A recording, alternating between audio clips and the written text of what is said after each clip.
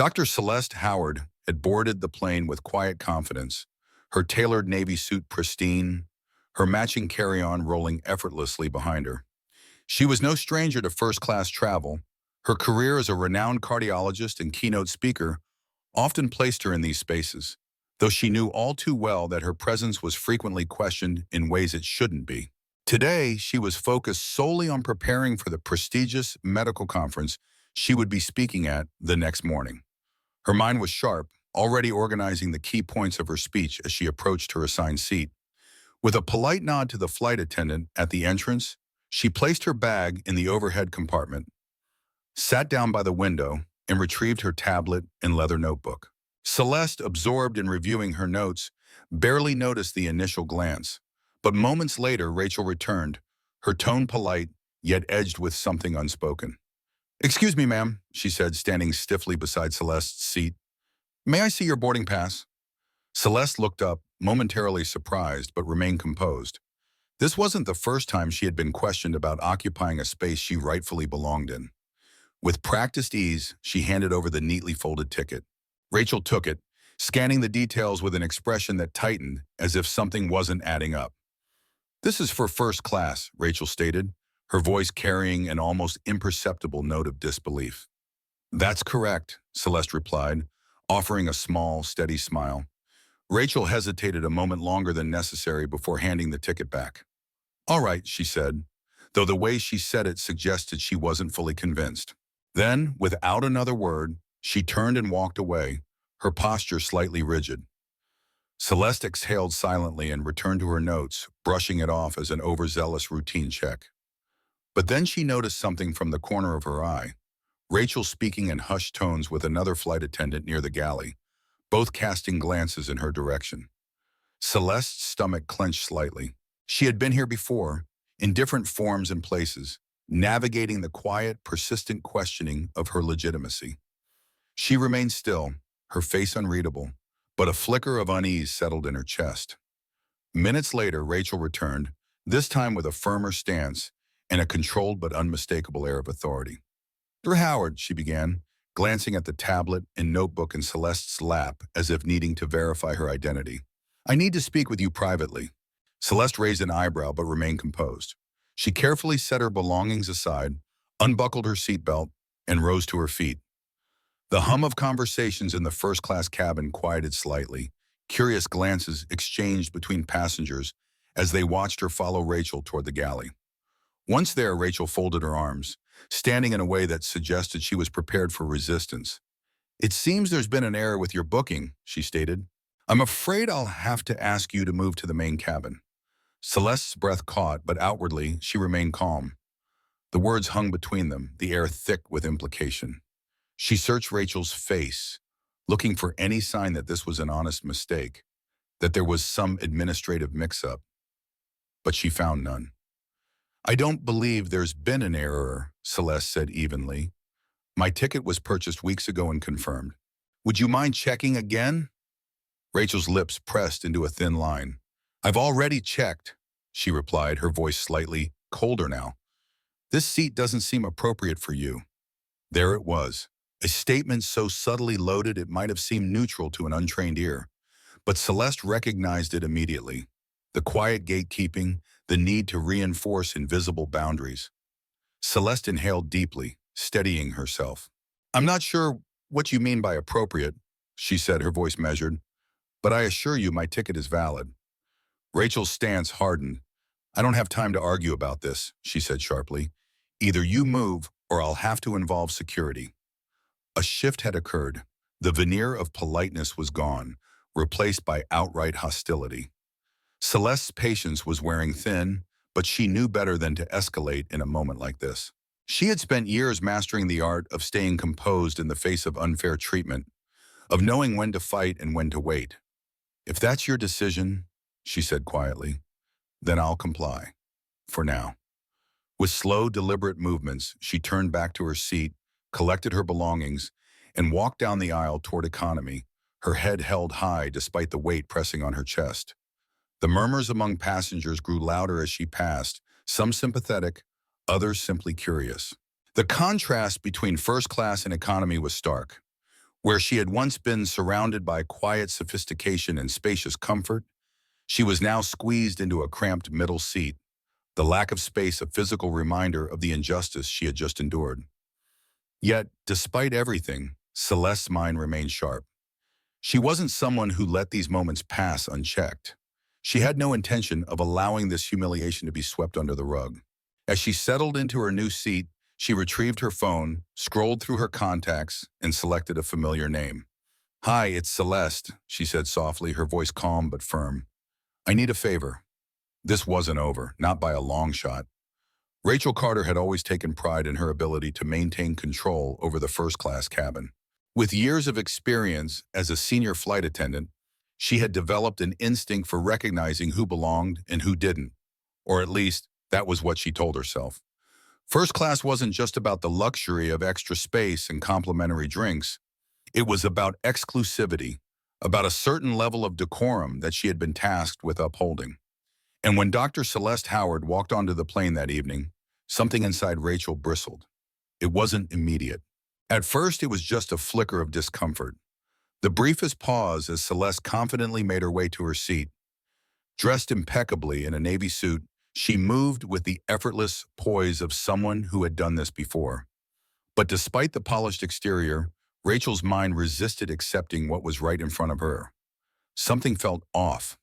Rachel had seen all kinds of passengers come through first class: business executives, celebrities, politicians. They carried themselves a certain way, moved with an unspoken entitlement.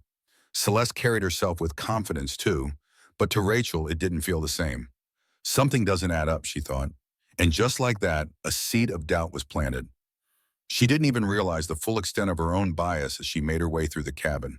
She checked boarding passes as usual, but her gaze kept drifting back to Celeste. Her gut told her to investigate, and for Rachel, gut feelings were everything. It wasn't that she was actively trying to discriminate, at least she wouldn't have phrased it that way. She was simply following an instinct, a feeling that Celeste's presence disrupted the balance of first class. She approached with feigned politeness, a rehearsed professionalism that masked the underlying tension in her voice. "Excuse me, ma'am. May I see your boarding pass?" Celeste looked up, a hint of surprise in her eyes. But she didn't flinch, didn't shrink beneath Rachel's gaze the way others might have. Without hesitation, she handed over the ticket, pristine and neatly folded. Rachel took it, scanning the details. Dr. Celeste Howard, seat 3A, first class. The name meant nothing to her, but the confirmation irritated her in a way she couldn't explain. It was valid. She had no reason to question it. And yet, "This is for first class?" she asked, a note of disbelief slipping into her voice before she could stop it. Celeste's lips curled into the smallest of smiles, a knowing look that made Rachel's stomach twist. "That's correct," she said, voice steady. Rachel hesitated for just a moment too long before handing the ticket back. "All right," she murmured, but she wasn't convinced. She turned sharply, walking away with a stiffness she hadn't expected. Something about this still didn't sit right with her. She found herself near the galley, eyes scanning the passengers, but her mind was fixated on Celeste. She had seen imposters before, people who somehow found a way to sneak into first class, passengers who tried to cheat the system. Maybe Celeste hadn't stolen the seat, but what if it had been given to her by mistake? What if someone had booked it for her without her knowing? What if... Rachel stopped herself. Why am I pushing this? The answer deep down was something she wasn't ready to confront, but the doubt had taken hold and she couldn't let it go. She pulled aside another flight attendant, lowering her voice. "That woman in seat 3A, she whispered, glancing toward Celeste. "I need you to double-check her reservation. Something's not right." The attendant looked at her, confused. "Did her ticket scan?" Rachel nodded, folding her arms. "It did, but I just have a feeling." A feeling. That was all it took. A feeling unchallenged, unchecked, unquestioned. Minutes later, Rachel returned with more authority, more certainty in her voice than she should have had. "Dr. Howard," she said, the name now rolling off her tongue like a challenge. "I need to speak with you privately." She expected hesitation, maybe even compliance, but Celeste didn't flinch. Instead, she stood gracefully, placed her tablet and notebook aside, and followed Rachel to the galley with quiet dignity. And then Rachel said the words that would unravel everything. "It seems there's been an error with your booking," she stated, folding her arms. "I'm afraid I'll have to ask you to move to the main cabin." There, she had drawn the line. She had made it clear that Celeste did not belong. The silence that followed was suffocating. Celeste's eyes didn't widen in shock, nor did her expression crumble into confusion or panic. Instead, she studied Rachel carefully, her gaze piercing, unreadable. "I don't believe there's been an error," she said smoothly, her voice controlled. "My ticket was purchased and confirmed weeks ago. Would you like to check again?" Rachel's pulse quickened. The feeling inside her twisted into something uncomfortable. Shame, perhaps? No, she couldn't let herself second-guess now. She doubled down.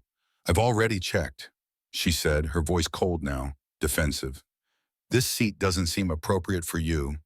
The words were out before she could stop them. The moment they left her lips, Rachel felt something shift in the air, something irreversible. Celeste didn't react, not in the way Rachel expected. She didn't snap, didn't argue, didn't raise her voice. Instead, she let the words hang, heavy, exposing the truth Rachel hadn't even admitted to herself. "I'm not sure what you mean by appropriate," Celeste said softly, but the weight of her words made Rachel's throat dry. Rachel looked toward the cockpit, desperate for silent validation, but found none. The moment was slipping, the balance of control shifting. "I don't have time to argue," Rachel snapped. "Either you move, or I'll have to involve security." Celeste inhaled, exhaled, and then, with quiet grace, she said, "Then I'll comply. For now." And that was the beginning of Rachel's downfall. Because Celeste was not just any passenger. Because Celeste knew exactly how to hold people accountable. Because before the flight landed, the captain would receive a call. Because executives would be waiting at the terminal. Because Rachel's name would become synonymous with a mistake she could never take back. Because all it took was a feeling, a fleeting baseless assumption to unravel a career. Rachel had believed she was protecting the exclusivity of first class. Instead, she had exposed the ugliness that lay beneath it. And now she was about to learn just how costly one assumption could be. Dr. Celeste Howard sat in the cramped middle seat of the economy cabin, her body wedged between two strangers, her pristine first-class ticket now nothing more than a worthless slip of paper in her lap. The injustice of what had just happened pressed against her ribs like a vice, but she refused to let it show. She had spent a lifetime perfecting the art of restraint, learning when to speak, when to listen, when to fight, and when to wait. She glanced down at her phone, her fingers hovering over the screen as she scrolled through her contacts. There were so many things she could do at that moment. She could call the media, put the airline on blast, demand immediate justice for the humiliation she had suffered. But Celeste wasn't a woman who acted on impulse. She had built her reputation on precision, on control. If she was going to respond, it would be with the same careful calculation that had earned her the respect of the medical community. She pressed a number and brought the phone to her ear. The call barely rang twice before it was answered. "Celeste," a familiar voice greeted her, steady and warm. "What's going on?" She kept her voice low, unwilling to let anyone hear the fire simmering beneath her calm exterior. "I need a favor, Anthony," she said smoothly. "Something happened on this flight, and I want it addressed immediately." A pause, a shift in the air. Anthony knew Celeste well enough to understand that when she spoke in this measured tone, something serious had happened.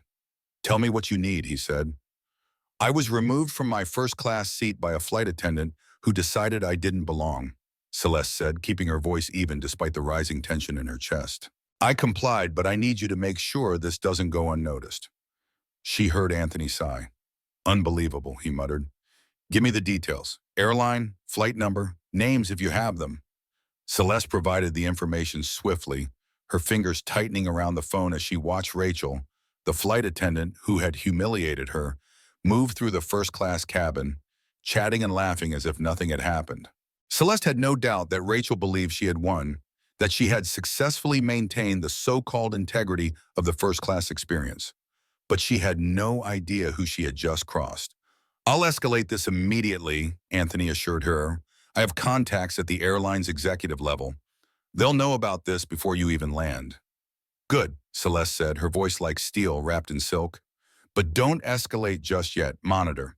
Let's see what they do on their own. Anthony hesitated. You sure? She allowed herself the briefest smile. Trust me. As she ended the call, she turned her attention to her surroundings. The economy cabin was a stark contrast to the luxury she had rightfully paid for. The seats were smaller, the service minimal, and the air was thick with the quiet murmur of passengers settling in for what they assumed would be an uneventful flight. But Celeste knew better. She pulled out her notebook, the same one she had been using to prepare her speech for the conference, and began to write, not about medicine, but about the events that had just unfolded. She documented Rachel's words verbatim, her body language, the expressions of the other passengers who had witnessed the exchange.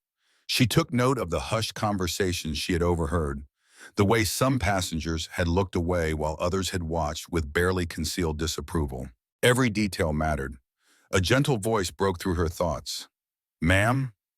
She looked up to see Layla, one of the economy flight attendants, standing before her with a small bottle of water. Unlike Rachel, Layla's expression held no malice, only concern. I just wanted to check if you needed anything, she said hesitantly.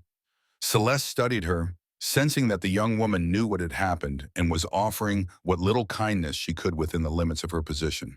Thank you, Layla, Celeste said, taking the water with a small, appreciative nod. I'm fine. Layla hesitated as if she wanted to say more, but instead she gave a small, uncertain smile and moved on. Celeste returned her attention to her notes, her mind sharp, unwavering. She had no intention of letting this incident slip into obscurity. Too often, stories like hers were dismissed, buried beneath corporate apologies and half-hearted policy reviews. She refused to be another footnote in the long history of silent injustices. And so she waited. As the flight continued, she watched as Rachel moved about the first-class cabin, her usual air of authority now tinged with something else, uncertainty. Celeste knew the moment Rachel had received word that something was happening behind the scenes. The flight attendant's shoulders grew stiffer, her smile more forced. The realization that her decision was being scrutinized had begun to settle in. Then the intercom crackled. Ladies and gentlemen, this is your captain speaking. The voice was smooth, professional, but Celeste caught the subtle shift in tone. Something had changed. We'd like to thank you for flying with us today. If there's anything you need, please don't hesitate to let our crew know. The words were routine, yet the timing was anything but. Celeste could feel the shift in the atmosphere. The crew was on edge now, aware that something was unfolding beyond their control. Rachel disappeared into the galley for a long time after that. Celeste could only imagine the frantic conversations happening behind the curtain, the way the flight crew was beginning to question whether their actions had been a mistake. And then, as the plane began its descent, Rachel reappeared, her expression carefully neutral as she moved through the economy cabin. When she reached Celeste's row, she hesitated before speaking. Dr. Howard, she said, her voice tight, the captain would like to extend his personal apology once we land. Celeste met her gaze, calm and unwavering. That's a good start, she said smoothly. Rachel blinked, clearly thrown off by the response. She had expected outrage, maybe even satisfaction at the apology, but Celeste was not interested in hollow gestures. As the wheels touched down on the runway, she sent a single text to Anthony. Landed. Proceed as discussed. She gathered her belongings and walked off the plane with quiet dignity, stepping into the terminal where the true consequences of Rachel's actions were waiting. The executives had already been alerted. The evidence had been compiled. Rachel Carter had thought she was protecting the exclusivity of first class. Instead, she had set in motion a reckoning that would reach far beyond this single flight. And Celeste Howard, ever composed, ever strategic, had made sure of it. The tension in the first-class cabin was a quiet, suffocating thing, thick like a storm brewing just beneath the surface. At first, it had been nothing more than a passing moment, a brief exchange between a flight attendant and a passenger. Something people noticed but quickly dismissed. After all, in a world where people were engrossed in their own comforts, it was easy to look away. But then something shifted. Whispers began to stir like ripples in still water. A few passengers exchanged glances, confusion flickering in their expressions as they tried to piece together what they had just witnessed. A woman, a professional, poised and composed, had been asked to leave first class. She hadn't raised her voice. She hadn't caused a scene, and yet she was gone.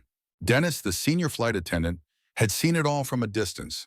He had worked for the airline long enough to know when something wasn't right.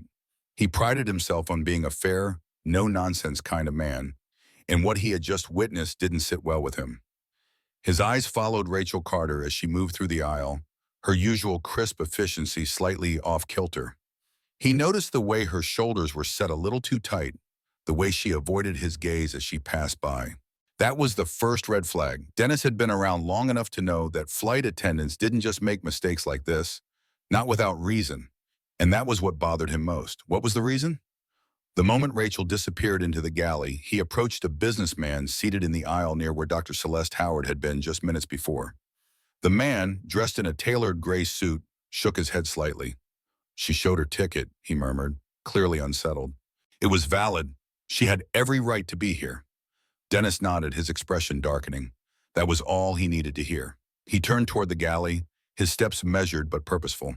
He found Rachel standing near the drink cart, her fingers gripping the edge a little too tightly. "What's going on, Rachel?" His voice was calm, but there was an edge to it. Rachel stiffened. "I handled it," she said quickly, avoiding his gaze. Dennis didn't blink. "Handled what exactly?" Rachel exhaled, shifting uncomfortably. "I thought there was a mistake with her ticket. She didn't fit the profile." There it was. Dennis felt something cold settle in his chest. "Fit the profile?" he repeated, his voice dangerously quiet. Rachel flinched slightly, realizing too late that she had said too much.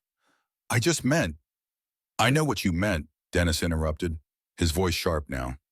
"And you'd better hope the airline doesn't hear it the way I just did." Rachel's face paled, her confidence faltering. She opened her mouth, but before she could respond, the intercom crackled overhead. "Ladies and gentlemen, this is your captain speaking. We'd like to thank you for flying with us today. If there's anything you need, please don't hesitate to let our crew know." Dennis saw the slight flinch in Rachel's expression. It was subtle, but it was there. The unspoken acknowledgement that the situation was already out of her control. Passengers in first class were still murmuring. Some had been oblivious to the incident, but others had seen everything.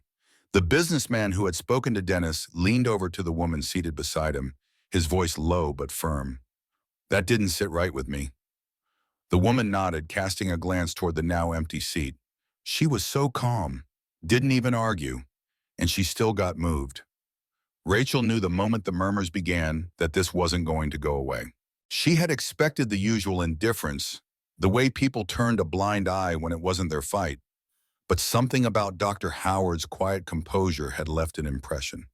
It was the dignity in the way she had carried herself, the way she had walked to economy without a single outburst. That had made it worse. That had made it obvious.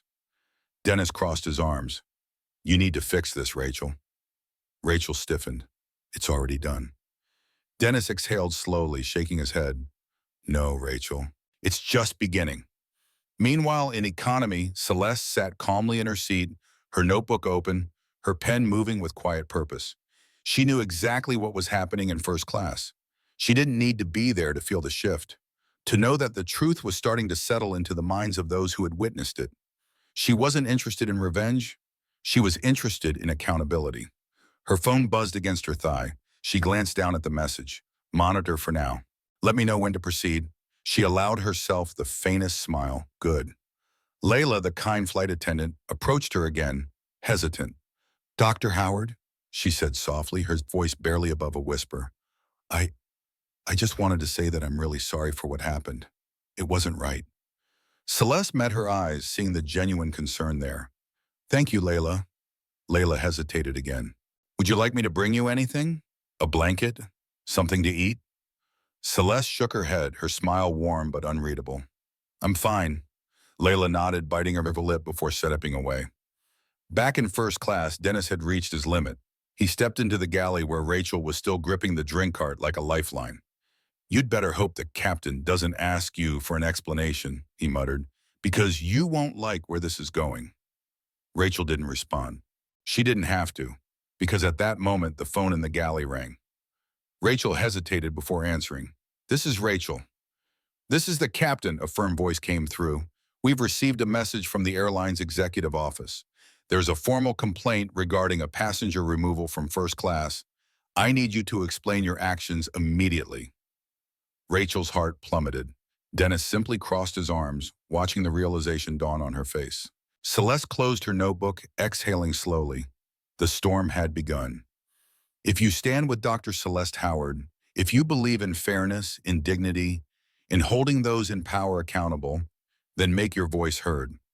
Like this post, share her story, and let's make sure that no one else ever experiences what she did. Because the fight for justice doesn't end with one flight. It starts with all of us. Rachel Carter stood in the galley, her heart pounding as she clutched the phone to her ear. The captain's voice on the other end was calm, too calm.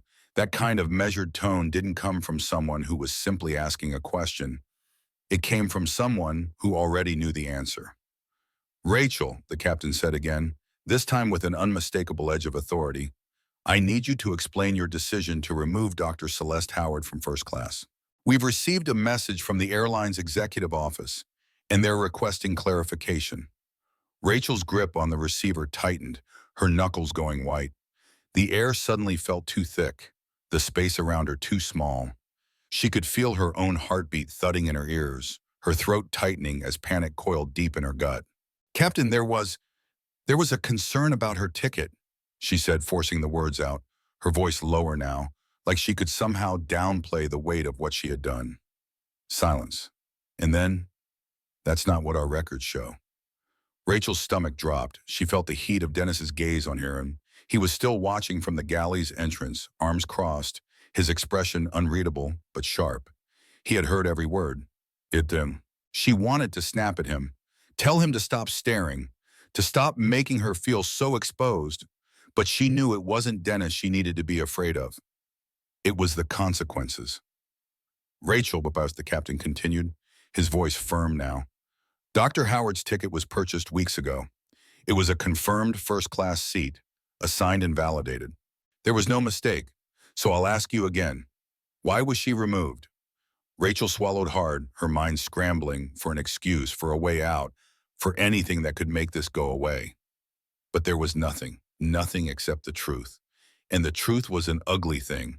The truth was that she had seen Celeste take her seat, and she had doubted her. She had questioned, instinctively, reflexively, whether a woman like her belonged in first class. She hadn't even realized, not in the moment, not fully. But now, standing here being confronted with it, she felt the weight of it pressing down on her chest like a stone. I thought there was an issue, Rachel said finally, her voice small. I was just trying to make sure everything was in order. Another beat of silence. Then the captain's voice, clipped and cold. We will discuss this further when we land. Until then, do not engage with Dr. Howard again.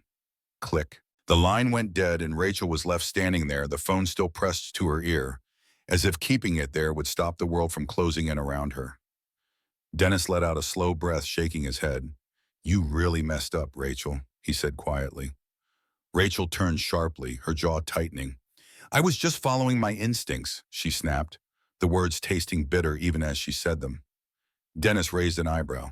Yeah? And what exactly did your instincts tell you?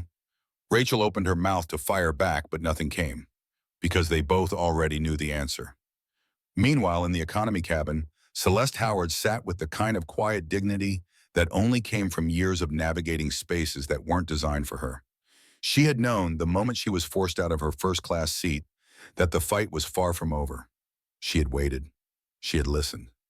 And now she was watching it all unfold exactly as she had expected. Her phone vibrated against her lap, and she glanced down at the message. Executive team has received the report. They are monitoring in real time. Stand by for further action upon landing. Celeste inhaled deeply, then exhaled. She wasn't satisfied yet. Not until she knew this would never happen to anyone else. A few rows ahead, a businessman who had witnessed the incident turned in his seat, catching Celeste's eye. He gave her a small nod, one of acknowledgement, of silent support. A woman sitting beside him leaned in and whispered, It wasn't right, what they did to you. Celeste simply smiled, a small, knowing smile. No, it wasn't, she said softly, and she wasn't going to let it be forgotten. In the first-class cabin, the shift was tangible. The murmurs had grown, passengers exchanging glances, trying to put together the pieces of what was unfolding. Rachel could feel it. She could feel the weight of the passengers' judgment, their quiet skepticism, the way their eyes lingered on the empty seat where Celeste had once been. She wasn't sure how much they had seen, but she knew they had seen enough. Rachel turned back toward the galley, pressing a hand to her temple. The walls felt like they were closing in. This wasn't supposed to happen. She had thought, no, she had assumed, that this would go unnoticed, that it would be another quiet, unquestioned decision, lost in the hum of routine travel. But it wasn't. Now people were paying attention. Now people were questioning. Rachel's breath hitched as she realized something truly terrifying. She had lost control. The authority she had wielded so effortlessly, the confidence with which she had removed Celeste from first class, it had all shattered in an instant. She had expected compliance, expected dismissal. Instead, she had triggered something much bigger than herself, and she had no way of stopping it. In economy, Celeste closed her notebook, folding her hands neatly on top of it. The next step was simple. Wait for the landing, let the airline's own policies do the rest. She didn't need to argue. She didn't need to fight. She had already won. If you stand with Dr. Celeste Howard, if you believe in justice, fairness, and holding people accountable, leave a comment below. Show her that she's not alone. Because when we stand together against discrimination, we make sure that no one else has to fight this battle alone. Rachel Carter stood frozen near the exit of the plane, her hands trembling as she tried to keep her composure. The last of the first-class passengers were filing out, their eyes lingering on her just a second too long, their expressions unreadable but heavy with silent judgment. She could feel it, an invisible noose tightening around her, a slow, suffocating realization that her world was about to collapse. She swallowed hard, forcing a tight, plastic smile as the final passenger stepped past her. Then, just when she thought the worst was over, she saw them. Two uniformed airline security officers stepped onto the plane. Her breath hitched. The terminal beyond them was busy, the sounds of rolling suitcases and hurried conversations blending into a dull roar. But none of that mattered now. All Rachel could hear was the sharp, pounding rhythm of her own heart. One of the officers, a tall man with a stern but professional expression, stepped forward. "Rachel Carter?" She felt like her legs might give out beneath her. Yes, she stammered, barely able to get the word out. The officer nodded. "We need you to come with us."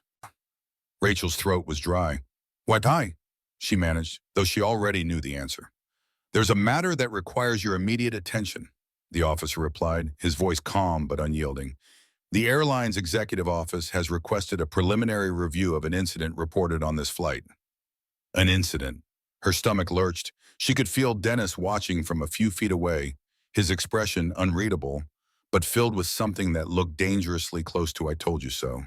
Rachel inhaled sharply, trying to muster whatever authority she had left. "Can't this wait? I still have post-flight duties too." "No, ma'am," the officer interrupted, his voice firmer this time. "It can't."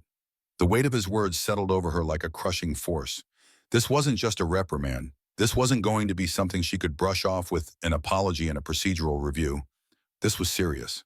She felt the eyes of her colleagues burning into her back as she stepped off the plane, flanked by the security officers. Each step felt heavier than the last, the terminal suddenly vast and suffocating. The noise, the movement, the flashing screens, everything blurred together. As she was led through a private corridor, Rachel felt the first true wave of panic crash over her. What had she done? She had convinced herself from the moment she told Celeste to move that she had been acting on protocol, that she had followed her instincts. But standing here now, the full gravity of her actions pressing down on her, she realized the truth. It hadn't been protocol. It had been prejudice. She had seen a woman she didn't expect to see in first class and made a decision based on that. Not facts, not logic, not fairness, and now she was paying the price. They led her into a stark, windowless room deep in the airline's administrative offices. A simple table sat in the center, with a chair waiting for her like a throne of judgment. The walls were bare, the air cold. She was alone. A moment later, the door opened, and a woman in a navy blue suit stepped inside. Rachel recognized her instantly. Margaret Lawson, the airline's director of conduct and compliance. The woman's sharp gaze swept over Rachel like she was analyzing every crack in her demeanor. Margaret sat down across from her, folding her hands neatly on the table. "Ms. Carter," she began, her voice cool but authoritative, "we have received a formal complaint regarding your conduct on this flight. I'd like to give you the opportunity to explain your decision to remove Dr. Celeste Howard from her assigned seat in first class." Rachel's mouth felt like sandpaper. I I thought there was a ticket issue," she said, her voice barely above a whisper. Margaret didn't blink. "Our records show that Dr. Howard's ticket was purchased and confirmed well in advance. There was no issue." She paused, letting the weight of her words sink in. "So, I'll ask again, why did you remove her?" Rachel's fingers curled into fists in her lap. I I made a mistake," she admitted, her voice breaking. Margaret leaned forward slightly. "Miss Carter, do you understand the gravity of this situation?" Rachel nodded weakly, but Margaret continued anyway. "Dr. Howard is not only a valued passenger, but an internationally recognized figure in the medical field. She is someone with influence, someone whose voice carries weight. When she reported this incident, it was reviewed at the highest levels of the airline. She let that sit for a moment before delivering the final blow. And they found your actions unacceptable." Rachel felt like the floor had dropped it out from beneath her. Margaret exhaled, her gaze steady. "Effective immediately, you are placed on suspension pending a formal investigation. Given the evidence, including witness statements and security footage, termination is a strong possibility." Rachel's entire body went numb. "Termination," she repeated, her voice barely a whisper. Margaret's expression didn't change. "Ms. Carter, our airline has a strict policy against discriminatory behavior. This is not a minor infraction. This is not something we can overlook." Rachel's heart pounded so violently she thought she might be sick. Her career, her years of dedication, her reputation, everything she had worked for, was slipping through her fingers. "But it wasn't intentional," she whispered. "I didn't mean for this to happen." Margaret's expression finally shifted, her gaze softening just slightly. "Intent does not erase impact," she said firmly. "And Dr. Howard was impacted." Rachel closed her eyes for a moment, trying to breathe through the suffocating wave of regret crashing over her. It was too late to take it back, too late to fix it. Margaret stood. "You will receive further instructions regarding your employment status within the next 48 hours. I suggest you prepare yourself for the consequences." And just like that, it was over. As Rachel sat in the cold, silent room, she finally let the weight of what she had done settle in. She had made a decision in a fleeting moment, one that had cost her everything, and she would have to live with that. Do you believe that justice was served? Do you think Rachel Carter got what she deserved? Or do you think she should have been given a second chance? Comment below and let your voice be heard. Because in a world where bias still exists, we must all ask ourselves, how many decisions like this go unchecked every single day? Dr. Celeste Howard didn't fight for herself alone. She fought for the thousands of others who had been dismissed, disrespected, and quietly forced into silence. She had no interest in a public apology from the airline, no need for a free first-class flight as compensation. What she wanted was something far more difficult: systemic change, and she knew exactly how to get it. After landing, she didn't rush into the chaos of media exposure or social outrage. That wasn't her style. Instead, she made one phone call, the kind of call that sent ripples through an organization's highest levels. By the time she stepped into the airline's executive headquarters later that week, she was no longer just a passenger with a complaint. She was a force demanding transformation. The meeting room was cold, sterile, and filled with the kind of people who rarely had to answer for their decisions. The CEO, Richard Hale, sat at the head of the table, flanked by the airline's top executives, their expensive suits and carefully measured expressions giving nothing away. They had read the reports. They had seen the security footage. They knew exactly why Dr. Howard was sitting before them, but they had no idea what was coming. "Dr. Howard," Hale greeted her, his voice professional but cautious. "First, let me personally apologize for what happened on your flight. What you experienced was unacceptable, and I assure you we take this very seriously." Celeste didn't smile. She didn't nod in approval. She simply let the weight of his words hang in the air before speaking. "Mr. Hale," she said evenly, "what happened to me is not an isolated incident, and I have no intention of walking out of here with just an apology." She could see the executives shift in their seats, some exchanging glances, already preparing for negotiations. But this wasn't something they could throw money at. This wasn't about smoothing over bad press.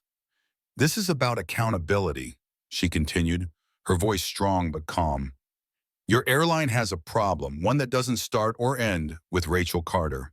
It's a cultural issue, one that allows biases to dictate service, one that allows employees to make assumptions about who belongs in certain spaces, one that punishes the paying customer instead of holding your own people responsible. Hale inhaled deeply, nodding as if he had been expecting this. We understand her, Howard. That's why we are already in the process of reviewing our policies. No, Celeste cut him off smoothly, leaning forward slightly. You don't need to review your policies. You need to change them. The room fell silent. She pulled out a folder and placed it on the table. I took the liberty of drafting a list of necessary reforms, she continued. Mandatory bias and sensitivity training for all employees, from flight attendants to senior management. A zero-tolerance policy for discriminatory behavior. A restructuring of your customer complaint and escalation process.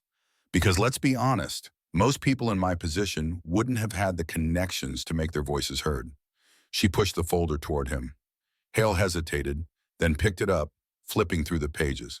His brow furrowed slightly, the weight of her demand settling in. This is quite comprehensive, he admitted. Celeste tilted her head slightly. Good. That means I didn't waste my time writing it. A few of the executives exchanged uneasy glances, but Celeste wasn't finished. I want transparency, she continued, regular progress updates, third-party oversight, and I want to review the training materials before they're implemented. If this airline is truly committed to change, then it needs to be more than just a PR move. Hale exhaled slowly, tapping a finger against the folder. He wasn't used to being challenged like this. Most people who walked into this room were here to negotiate, to bargain. Celeste wasn't. She was here to demand. After a long pause, he nodded. Dr. Howard, your concerns are valid and your expectations are reasonable. We will implement these reforms, and I will personally ensure that they are followed through. Celeste studied him for a moment, searching for any sign of reluctance. She found none. Good, she said finally, because I'll be watching. And with that, the meeting was over. Over the next few months, the airline underwent one of the most significant cultural shifts in its history. Every employee, from the check-in counter to the executive offices, was required to undergo comprehensive bias training. New policies were put into place, ensuring that complaints were not only heard but actively addressed. Celeste received regular updates, each one detailing the tangible changes being made, and the industry took notice. Other airlines began following suit, quietly revising their own policies to avoid similar controversies. The story of Flight 784 spread beyond news cycles, becoming a case study in corporate accountability. Celeste watched it all unfold with quiet satisfaction. This wasn't about revenge. This was about making sure that no one else, no matter their profession, their background, or the color of their skin, would ever have to sit in an economy seat knowing they had paid for first class. One evening, months after the incident, she received an email that made her pause. It was from Layla, the young flight attendant who had shown her kindness that day. Dr. Howard, I just wanted to thank you. I don't know if you remember me, but I was one of the flight attendants in economy during your flight. I saw what happened, and I wanted to say that what you did, it mattered. A lot of us saw it, and because of you, things are actually changing. I also wanted to tell you that I've been promoted. I'm now part of the airline's new training initiative for handling bias in customer service. I never thought I'd have the chance to be part of something that actually makes a difference, but now I do. Because of you. So thank you for standing up, for speaking out, for not letting this be just another story that gets buried. With respect, Layla Celeste sat back, exhaling slowly. This was why she had fought. For the people who had been watching, for the people who were learning, for the people who would come after her. If you believe in standing up for what's right, if you believe that real change is possible when we refuse to stay silent, leave a comment below, because voices like Dr. Howard's matter, and so does yours. Rachel Carter sat alone in her small apartment, the silence pressing against her like a weight she could no longer ignore. It had been a week since she had walked out of the airline's headquarters, jobless, humiliated, and stripped of the authority she had once wielded with confidence. She had spent years climbing the ranks, believing herself to be a dedicated professional, a respected leader among the flight crew. Now she was a woman without a career, without purpose, without the steady rhythm of a life she had once taken for granted. She had told herself at first that this was unfair, that it had been blown out of proportion, that she hadn't meant to be discriminatory, that she hadn't realized what she was doing in the moment. But that was a lie, wasn't it? One that had unraveled the moment she sat in that disciplinary hearing, forced to answer the question she had been avoiding all along. Why did you remove Dr. Howard from first class? She had stammered through her response, trying to justify, trying to explain, but there was no justification. No real explanation beyond the quiet, ugly truth she had been too afraid to face. She had looked at Dr. Howard and decided, in a split second, that she did not belong. Rachel had always considered herself to be fair, to be professional, but in that moment she had seen a woman who defied her expectations, and instead of questioning herself, she had questioned Dr. Howard. She had made the wrong choice, and she had paid the price for it. At first, the loss of her job had sent her into a spiral of anger and self-pity. She had turned off her phone, ignored the news, refused to read the airline's official statement, knowing that her name was likely circulating in industry circles as an example of what not to do. The world moved on, as it always did, but Rachel couldn't escape what she had done. She saw it in the mirror every morning. She felt it in the emptiness of her inbox, in the absence of calls from former colleagues. She carried it in her chest, a weight that grew heavier every time she replayed the moment when she had stood over Dr. Howard, telling her that her seat was no longer hers. For the first time in her life, Rachel had to sit with something she couldn't fix. She couldn't talk her way out of it. She couldn't make a few calls and get a recommendation to move to another airline. She had to face it. And the hardest part? No one was coming to save her from it. Then one morning she woke up and did something she hadn't done in days. She picked up her phone and searched for Howard's name. The articles were still there, still circulating. Doctor removed from first class mid-flight sparks policy changes in major airline. A renowned cardiologist faces discrimination at 30,000 feet. And what she did next changed everything. And then a headline that made Rachel's stomach twist. A flight attendant's split-second decision cost her everything. But was it justice? She clicked on the article hesitantly, scanning through the words as they painted a picture of her actions. There was no sugarcoating it. She had made an assumption, acted on it, and now she was reaping the consequences. But one line near the end caught her attention. Change is possible, but only when we acknowledge the harm we've done and choose to do better. It was a quote from Dr. Howard herself, given in an interview about the airline's policy overhaul.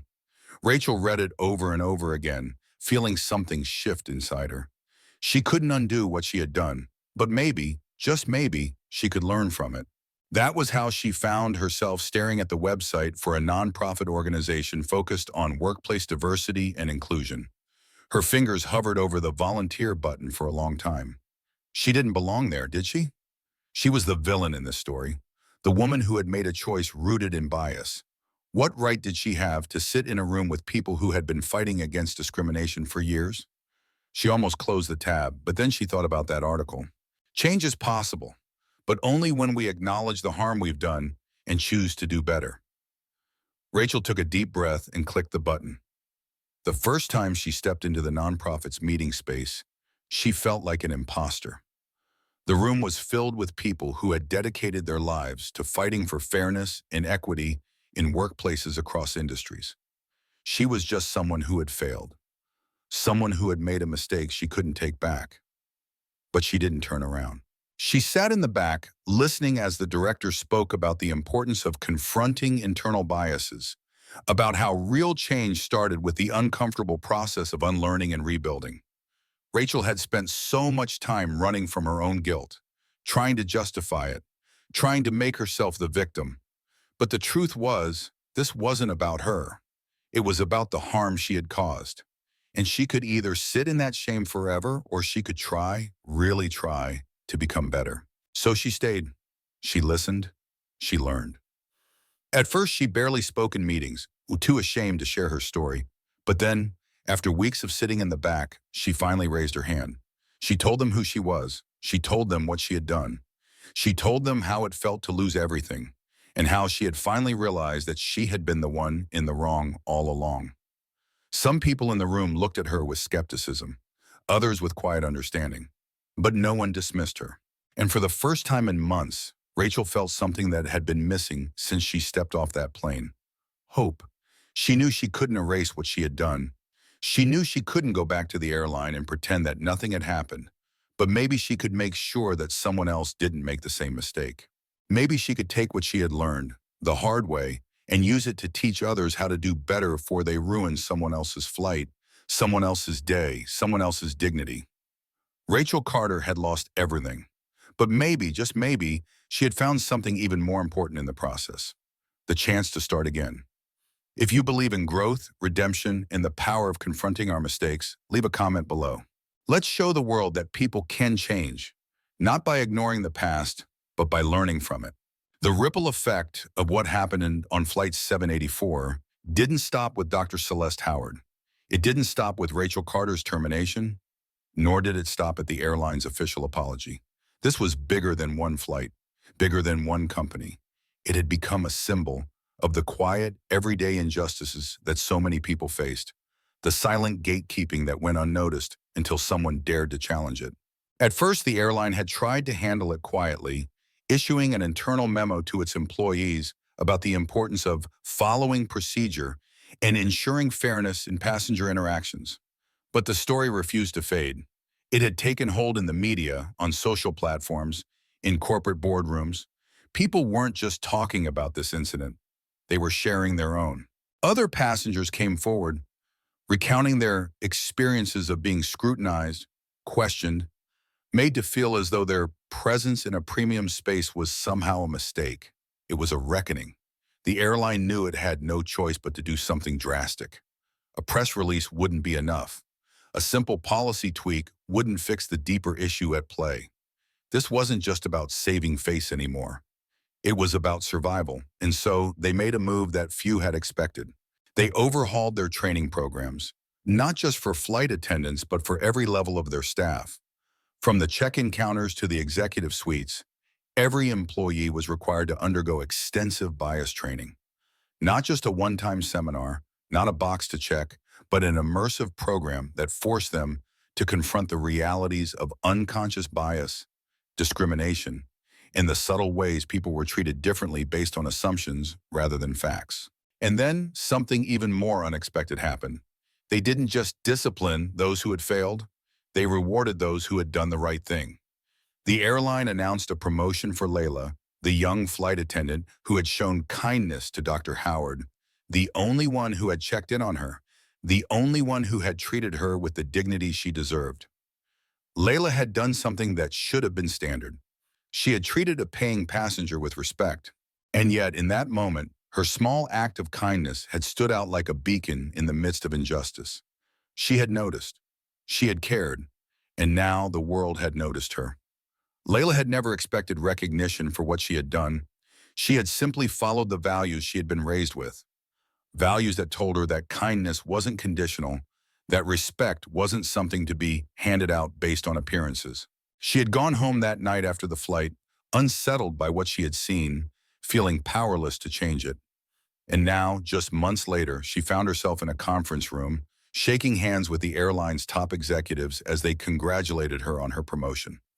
Layla, your professionalism and empathy in a difficult situation reflect the kind of values we want to see in our airline, one executive told her, smiling warmly. We want more employees like you in leadership positions. Layla was stunned. She had started this job hoping only to do her part, to make passengers feel comfortable and safe. And now she was being entrusted with something bigger: the responsibility to lead, to shape the training of new employees, to ensure that the mistakes made on Flight 784 were never repeated. She thought about Dr. Howard, about the quiet dignity she had maintained even as she had been humiliated. She thought about the way the passengers had murmured in disapproval, the way Dennis had silently stood in solidarity, the way Rachel Carter had unraveled under the weight of her own actions. Change had happened because people paid attention, and it didn't stop with Layla. Other airlines began to take notice. Rival companies, eager to avoid a similar controversy, started revising their own policies. They watched as Flight 784 became a case study in corporate accountability, and they understood that in the digital age, every decision mattered. One act of discrimination could become a headline. One moment of bias could become a movement. Some airlines followed suit quietly, implementing new bias training programs without drawing attention to them. Others made public commitments, commitments, promising to change the way their employees were trained, the way customer complaints were handled, the way their hiring practices ensured diversity at every level. The story of Flight 784 had started as a moment of injustice. It had turned into a movement. And yet, for all the progress, Celeste Howard remained cautious. She had been in this world long enough to know that policies could change on paper, but culture, real culture, took time to shift. It wasn't enough to rewrite a training manual. It wasn't enough to issue apologies and promotions. She wanted accountability. She wanted consistency. And so she didn't just walk away once the airline made its promises. She stayed involved. She worked with executives to ensure the policies weren't just implemented, but enforced. She checked in on Layla, offering her support as she stepped into her new leadership role.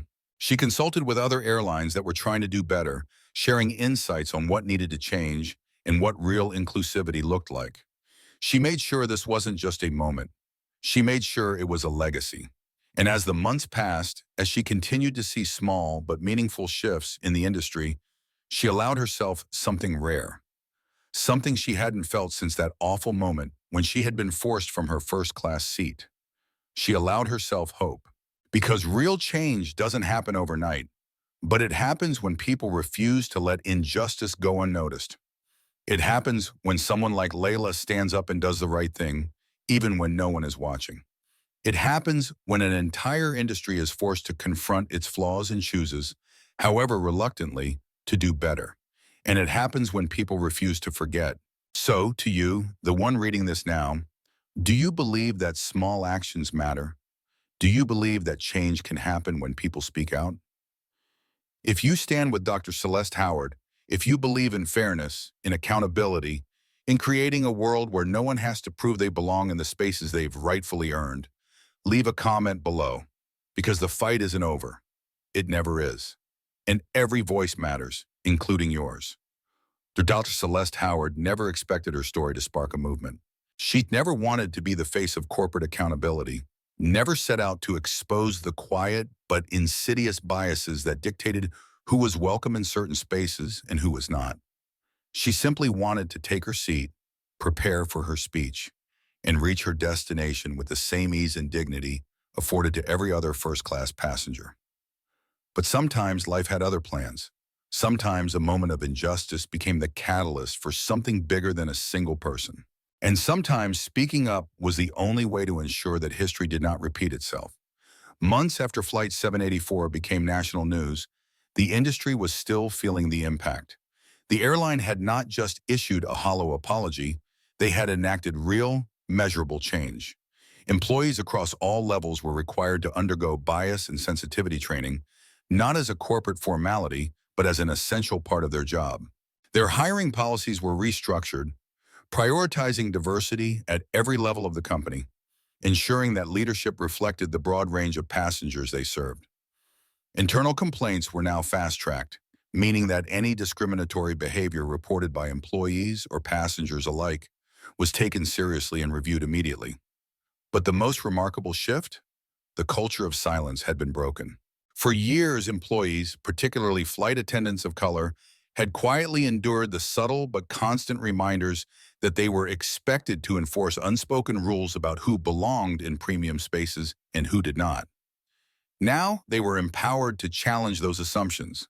Now, they had the support of leadership to call out discrimination without fear of retaliation. It was no longer just about protecting the airline's reputation. It was about doing what was right. And it wasn't just this airline.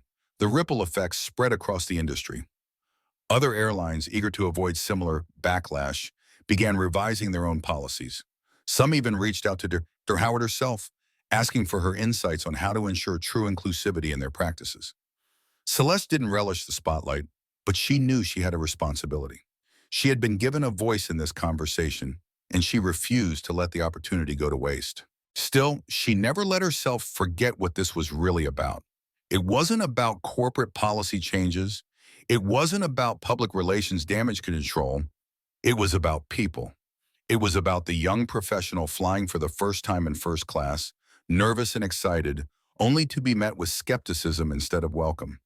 It was about the grandmother, saving for years to finally take the luxury vacation she had always dreamed of, only to be treated like she was out of place. It was about the countless others who had walked into rooms, sat in seats, entered boardrooms, classrooms, and offices only to be met with the unspoken question, do you really belong here? Dr. Howard had spent her entire career proving that she did belong, that she wasn't just good enough, she was exceptional. And yet, that still hadn't been enough to spare her from Rachel Carter's assumption, from the gut reaction that she must have been in the wrong place. But the truth was, Celeste wasn't fighting for herself. She was fighting so that the next person wouldn't have to prove their worth just to be treated with basic respect. And perhaps the most unexpected part of this entire journey, Rachel Carter's own transformation. Rachel had spent months confronting the reality of her actions. At first, she had resisted, refusing to believe that she had been that person, that she had allowed bias to dictate a decision that changed the course of her life. But as time passed, as she worked with the nonprofit she had joined, as she heard the stories of others who had experienced similar treatment, some in airports, some in workplaces, some in their own communities, she finally understood. She had been wrong, she had caused harm, and she had to do the work to fix it. Rachel didn't ask for redemption. She knew that some people would never forgive her for what she had done, and that was something she had to accept. But what mattered to her now was making sure that she never allowed herself to slip into that kind of complacency again. She had spent so much of her career believing she was simply doing her job, following the unspoken rules that dictated how she should treat passengers. But now she was actively working to dismantle those same rules. She began leading workshops, sharing her own story, not as a victim, but as an example of how unchecked bias could destroy lives. She worked with airlines to create better training programs, ones that went beyond the corporate jargon and actually challenged employees to confront their own ingrained assumptions. She wasn't perfect. She never would be. But she was trying, and that was more than she had ever done before. As for Celeste, she continued her work in medicine, her passion never wavering despite the whirlwind of attention she had received after Flight 784. But something inside her had shifted. She knew now, more than ever, that it wasn't just in hospitals where she had a duty to heal. Change didn't just happen in operating rooms. It happened in boardrooms, in classrooms, in everyday interactions where people made the choice to challenge injustice instead of letting it slide. One day, while waiting to board another flight, she noticed a young black woman standing near the first-class boarding line. The woman held her ticket tightly in her hand, her eyes darting around as if she was bracing herself for someone to question her. Celeste recognized that look. It was the look of someone preparing for a battle they shouldn't have to fight. So Celeste did something simple. She stepped up beside her, smiled, and said, "Excited for your flight?" The young woman blinked, startled for a moment, before her shoulders relaxed. She smiled back. "Yeah," she said, exhaling a breath she hadn't realized she was holding. "Yeah, I am." It was a small moment, insignificant to anyone else, but to Celeste it was a reminder. Sometimes change started with a conversation. Sometimes it started with a stand. Sometimes it started with a woman refusing to be silently removed from the seat she rightfully paid for. And sometimes it started with a simple smile. This story is more than just one flight. It's more than just one woman's experience. It's a lesson about the power of speaking up, the importance of accountability, and the reality that change only happens when we refuse to accept injustice as normal. So ask yourself, how many times have you witnessed something unfair and said nothing? How many moments have passed where you could have made a difference but you hesitated? This isn't just a story, it's a challenge to pay attention, to call out injustice when you see it, to stand up for someone who might not have the power to stand up for themselves, and to never let anyone make you question whether you belong in the spaces you've rightfully earned. If this story moved you, if you believe in fairness, respect, and the importance of holding people accountable, leave a comment below. Show your support for Dr. Celeste Howard and for every person who has ever been made to feel like they didn't belong. And if you want more stories like this, stories that challenge, inspire, and push for real change, subscribe to this channel. Because this isn't just about one story, this is about all of us. And together we can make sure that stories like this don't just end with a lesson, they end with change.